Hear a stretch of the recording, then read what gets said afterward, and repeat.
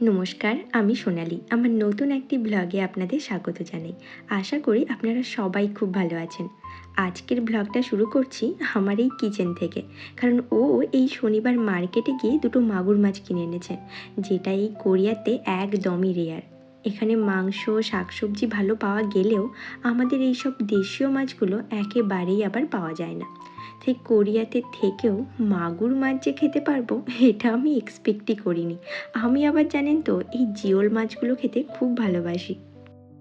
সে যাই হোক, এখন মনে হচ্ছে তলোয়ার নিয়ে আমি একটা যুদ্ধে নেমেছি। কারণ মাছগুলো এত স্লিপ করছিল, ঠিক করে কাটতেই পারছিলাম না। আমি তো আবার এই মাছ কাটায় ভীষণ এক্সপার্ট, জানেন তো। এই নিয়ে জীবনে দ্বিতীয়বার মাছ কাটছি, ভাবুন তাহলে একবার। চলুন এবার মাছে একটু নুন, হলুদ আর সর্ষের তেল মাখিয়ে নিই। এই মাছ নাকি ভাজতে গেলে খুব ফাটে, তাই আগে থেকে সর্ষের তেল মাখিয়ে রাখলে খুব একটা প্রবলেম হয় না।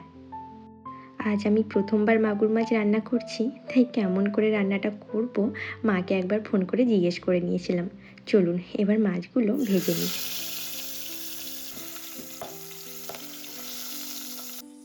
ওদিকে মাছগুলো ভাজা হোক, ততক্ষণ আমি এখানে আলু, বেগুন আর কাঁচকলাটা কেটে নিই।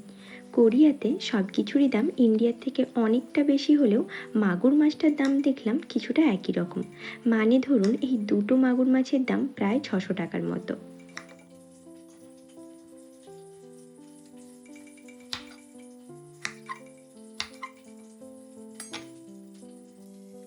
এবার পেঁয়াজ, আদা আর লঙ্কাটা কেটে নিচ্ছি, তবে রসুনটা আজকের রান্নায় ইউজ করছি না।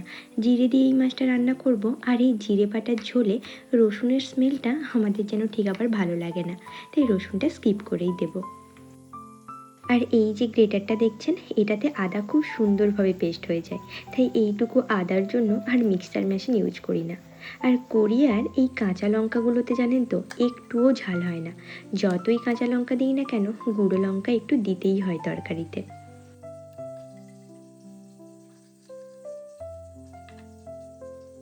আর মাছগুলো এদিকে সুন্দরভাবে ভাজা হয়ে গেছে। এবার মাছগুলো তুলে নিয়ে ওই তেলেই আলু, কাঁচকলা আর বেগুনটা নেড়ে নেব। দেখুন, নাড়তে নাড়তে সবজিগুলো প্রায় সেদ্ধই হয়ে গেছে। সবজিগুলো তাই তুলে নিয়ে এরপর কড়াইতে আর একটু তেল দিয়ে দিলাম 5 ফোড়ন, পেঁয়াজ আর কাঁচা লঙ্কা। ব্যাস, এরপর পেঁয়াজটা ভাজা হওয়া পর্যন্ত কিছুক্ষণ নাড়তে থাকবো। আর দেখুন, পেঁয়াজটা সুন্দর ভাজা হয়ে গেছে। তো এখন দিয়ে দিলাম আদা পেস্ট। এরপর মশলাটা ভালো করে একটু নেড়ে নিয়ে দিলাম কেটে রাখা টমেটোগুলো। আর এই দেখুন, মশলাটা খুব ভালোভাবে কষানো হয়ে গেছে। তো এখন এখানে দিয়ে দিলাম অল্প পরিমাণ একটু জল। জলটা মশলার সাথে ভালো করে মিশিয়ে নিয়ে এবার দিলাম হলুদ গুঁড়ো, কাশ্মীরি লাল লঙ্কার গুঁড়ো আর একটু লঙ্কা গুঁড়ো।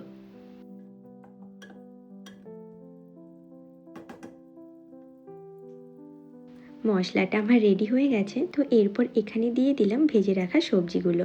সবজিগুলো মশলার সাথে ভালোভাবে মিশিয়ে নিয়ে এখন দিচ্ছি জিরে বাটা, আর সাথে একটু জলও আমি এখানে অ্যাড করে দিলাম। এরপর এই ঝোলে আমি দুটো জিনিস অ্যাড করব। এক হলো ধনে গুঁড়ো আর পরিমাণ মতো নুন। ব্যাস, এরপর ঝোলটা ফুটে উঠলেই এখানে দিয়ে দেব ভেজে রাখা মাছগুলো। সবজিগুলোর সাথে মাছটা এবার 1 মিনিটের মতো ফুটিয়ে নেব। আর এরপর কড়াই থেকে নামিয়ে নিলেই রেডি হয়ে গেল মাগুর মাছের ঝোল। গরম গরম ভাতের সাথে ঝোলটা জাস্ট জমে যাবে। এখন বাজে বিকেল 6:30। হ্যাঁ, বিকেলই বলছি, কারণ আমাদের এখানে এখনও সন্ধে হয়নি। প্রায় 8টা, 8টা 10-এর দিকে এখানে সন্ধে নামে। তো এখন আমরা যাচ্ছি অভিষেকদার বার্থডে সেলিব্রেশনের জন্য। তবে কাজলদি এখনও এসে পৌঁছায়নি, তাই এই পার্কটাতে এসে সবাই মিলে টাইম কাটাচ্ছি। And friends, meet my Hindi teacher Akshara. Very cute girl, যাকে আমরা অক্সু বলে ডাকি, অভিষেকদার মেয়ে। ওরা সবাই দিল্লি থেকে। আমি আবার অনর্গল হিন্দি বলতে পারি না, তাই এখন ওর সাথে কথা বলতে বলতেই হিন্দিটা আমার শেখা হচ্ছে বলতে পারেন। नहीं नहीं कि, किधर है। পার্কের আবার এই সাইডে দেখুন কি দারুণ ফাউন্টেন করা, সাথে আবার লাইটিংও সেট করা রয়েছে। দেখতেও খুব সুন্দর লাগছে কিন্তু জায়গাটা, বলুন। এরপর এলাম একটা পিৎজা শপে, ভেবেছিলাম এখানেই কেক কাটিং করে পিৎজা খেয়ে রুমে চলে যাব, কিন্তু এসে জানতে পারলাম এটা অনলি টেক আউটের জন্য, বসে খাওয়ার কোনো ব্যবস্থাই এখানে নেই। তাই প্রথমে এখান থেকে পিৎজাটা নিয়ে নিই, তারপর দেখছি কোথায় গিয়ে সেলিব্রেশনটা করা যায়। ওনারা কিভাবে পিৎজাটা তৈরি করছেন সেটা এই সাইড থেকে দেখছি খুব সুন্দরভাবে দেখা যাচ্ছে। চলুন আপনাদেরও এটা একটু দেখাই। দেখুন হাতের মাধ্যমে কি সুন্দর গোলটা করে নিলেন। এরপর এটা ডেকোরেট করে বেকের জন্য বসিয়ে দেবেন।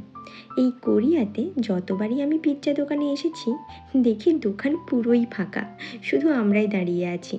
তবে প্রতি 5 মিনিট অন্তর অন্তর ডেলিভারি বয়রা আসা যাওয়া করে। সে যে কারণেই হোক এখানকার মানুষেরা পিৎজাটা অনলাইন অর্ডার করে খেতেই বোধহয় বেশি ভালোবাসে।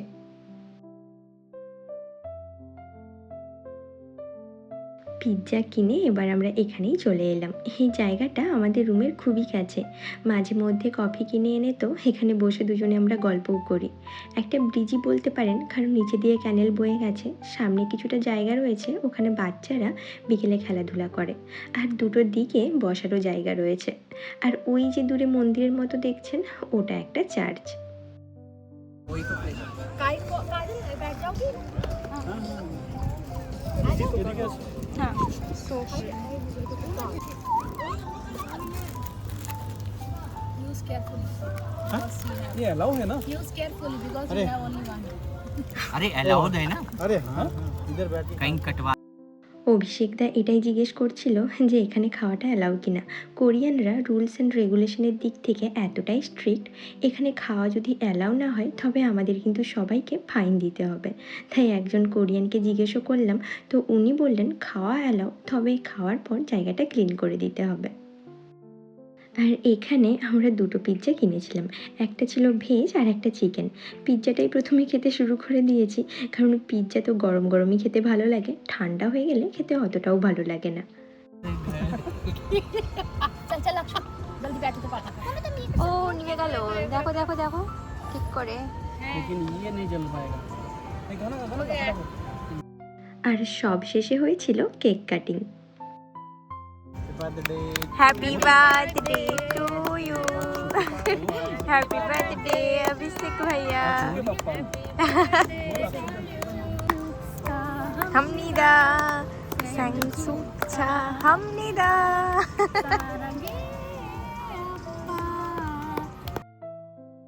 জানেন তো বিদেশে অচেনা এই মানুষগুলোই কখন যে নিজের বন্ধু পরিবার হয়ে ওঠে তা বোঝাই যায় না।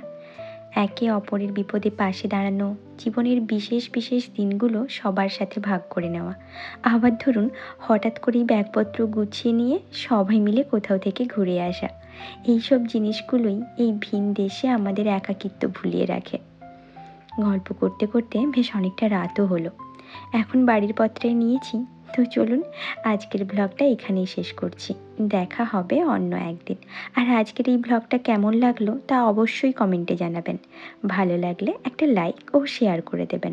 আর আমার এই চ্যানেলে যদি নতুন হন তাহলে প্লিজ চ্যানেলটা সাবস্ক্রাইব করে রাখবেন।